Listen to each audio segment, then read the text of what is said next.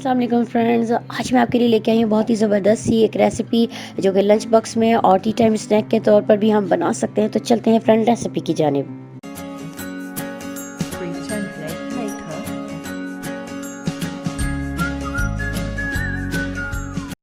Sandwich बनाने के लिए सबसे पहले हम एक स्लाइस पे लगाएंगे चिली गार्लिक सॉस और दूसरे पर मैं लगाऊंगी मायोनीज़। और अब हम इस पर शामी सैम्बल करेंगे। स्प्रेड हो चुका है, इसमें हम थोड़ा सा बंद गोभी और प्याज की कटिंग की हुई है उसका सैलेड थोड़ा सा डालेंगे।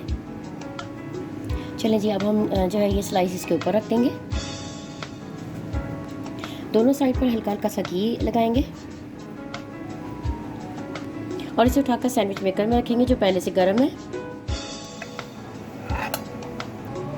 चलें जी, सेकंड भी आ गया है। अब हम इसे पहले से गर्म है हमारा सैंडविच मेकर, अब हम इसे कवर करके इसे 2 से 3 मिनट के लिए हम करेंगे इसे बंद और सैंडविच के तैयार होने का इंतज़ार करेंगे। चलें जी, देखते हैं सैंडविच हो चुके हैं रेडी। तो चलें इसे डिश आउट करते हैं। सैंडविच हो चुके हैं रेडी, आपने ज़रूर इसको करनी है ट्राई। इंशाल्लाह मुलाकात होती है एक नई रेसिपी के साथ एक नई वीडियो में। अल्लाह हाफिज़।